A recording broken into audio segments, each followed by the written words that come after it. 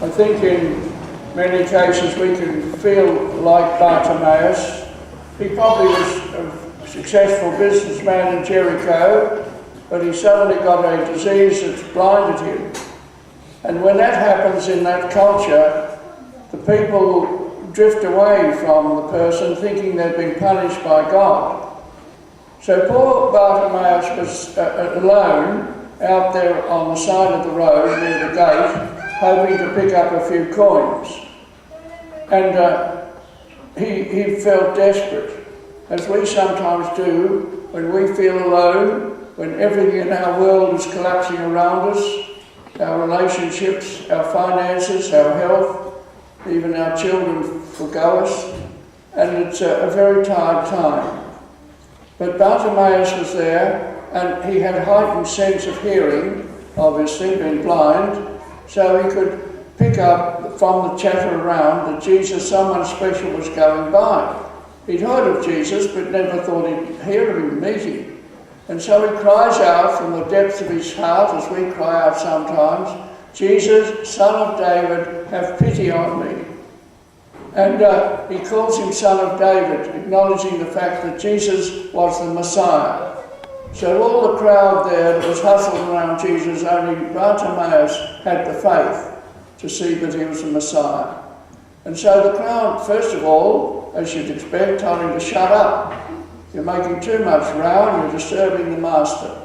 But Bartimaeus, because of his need, calls out, "Jesus, Son of David, have mercy on me." And so Jesus said, "Bring him to me."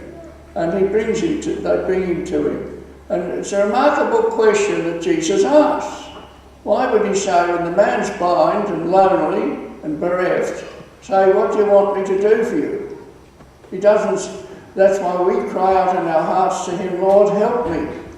And he said, "What do you want me to do?" "Well, I'm in a terrible bind at the moment. Just give me peace, or give me guidance, give me strength, give me hope. Just sort the problem out." That's what we want. And he just says, always in his way, "I'm here to help you." And so it was for Bartimaeus. And poor Bartimaeus says, "Lord, let me see again." The cry of the human heart. Let me see things more clearly in my life, in my family, in my relationships with friends and my children, in my work, in my journey of life. I don't know where I'm heading at times. I feel lost and abandoned. And we all feel that because life is mysterious and it leads us in different directions at times that we can't control or fathom. But Jesus is the rock, the one that's there for us on the journey, as he was for Bartimaeus. And Jesus says, "Your sight was all cured." And so the man sees it clearly, sees the one that gave him the cure and follows him faithfully. And that's our life too. We know what it is to have the hardships and the heartbreaks. We know what it is to the monotony, sometimes of just getting up and spending the day.